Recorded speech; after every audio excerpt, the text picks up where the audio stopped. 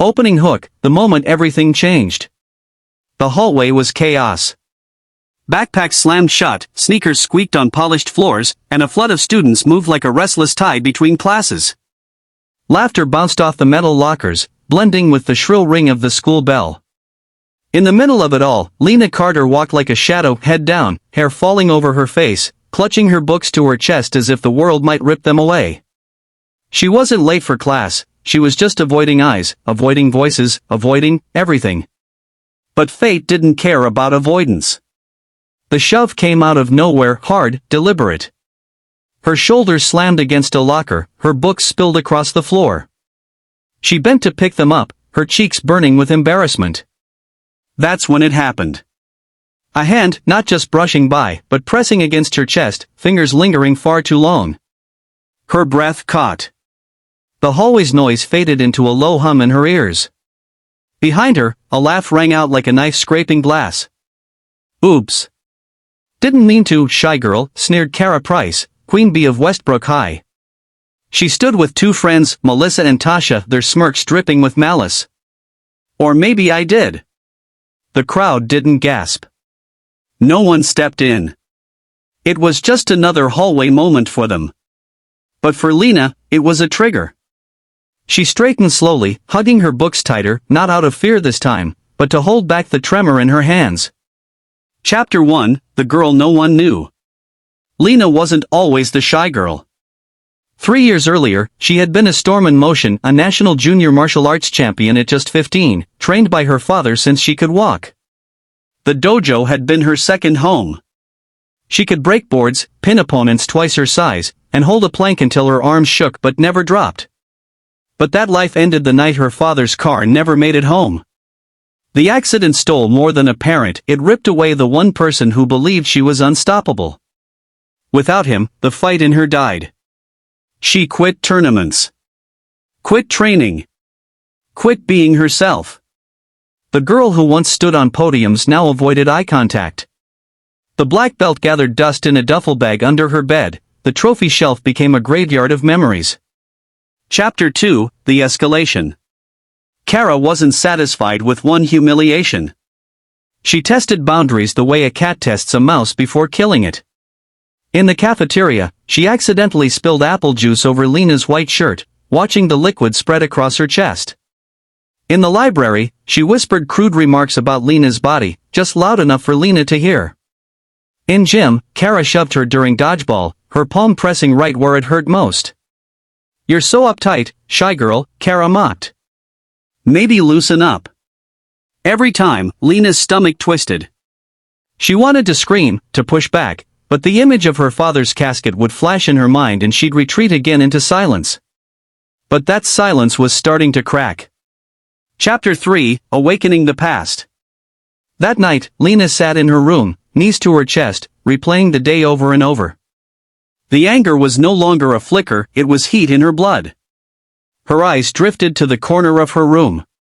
The dusty duffel bag seemed to stare back. She crawled toward it, unzipping slowly. Inside were her old gloves, her father's black belt, and a photo of them both in uniform, smiling after her last championship win. Her father's voice seemed to echo in her mind. Never let anyone decide your worth. You're stronger than you think. The next day after school, Lina found herself standing at the door of the gym. Inside, Mr. Rivera, the school's self-defense coach, was teaching a small group. His eyes widened when he saw her. Lina Carter? The Lina from Junior Nationals? She gave a small nod. I need to train again. Chapter 4, The Return of the Fighter. Training was brutal. Her muscles screamed in protest, her knuckles bruised against the heavy bag, her breath came in sharp bursts. Every move felt rusty, every stance imperfect. But every drop of sweat peeled away the fear she had been living under. She stayed after class, working one-on-one with Mr. Rivera, relearning not just techniques but confidence. Days turned into weeks. The quiet, hunched walk in the hallway began to straighten. Her eyes lifted more. The fire was returning. Chapter 5, The Parking Lot Showdown. It was a Friday afternoon when the storm broke. Most students were heading to the buses when Kara and her gang spotted Lina by the lockers. "What's in the bag, shy girl? Books on how to grow a spine?" Kara sneered. Lina zipped her bag and looked Kara directly in the eye. "Step back." Kara laughed. "Or what?" She reached forward, that same mocking smirk, hand moving toward Lina's chest again. But this time, Lina's reflexes snapped into action. She grabbed Kara's wrist, twisted it gently but firmly, and stepped aside in one fluid motion. Kara's balance broke, she stumbled forward with a sharp gasp. "You will never touch me again," Lina said, her voice steady and low. The hallway went silent. Even Kara's friends froze. Chapter 6: The Shift. By Monday, the story had spread. Lina wasn't shy anymore, she was someone to be respected. Some students whispered that she was dangerous. Others began sitting with her at lunch, curious about the girl who stood up to Kara Price. Lina joined the school's self-defense club as a volunteer instructor, teaching younger girls how to protect themselves. It wasn't about fighting anymore, it was about giving others the tools she had once lost. Chapter 7: The Speech. A month later, the school hosted an assembly about bullying and harassment. To her shock, the principal asked Lina to speak. Standing on the stage, looking out at the sea of faces, some friendly, some skeptical, Lina took a deep breath. She told them about her father, her championships, and the day everything fell apart. She told them about the hallway, the humiliation, and the choice she made to take back her voice. "Strength," she said, "isn't about how hard you can hit. It's about refusing to let anyone take away your dignity." The room was silent. Then, one by one, applause spread until the whole auditorium was on its feet.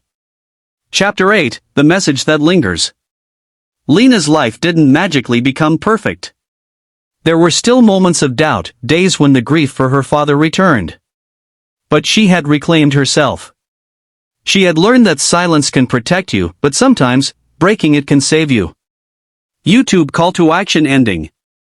If you've ever been in Lina's shoes, if you've ever felt powerless, remember, your strength might just be waiting for the right moment to rise. Share your thoughts in the comments below, I'd love to hear your stories. And don't forget to subscribe to Be Kind Always for more powerful, real-life inspired stories that remind us kindness is strength, and we protect each other here.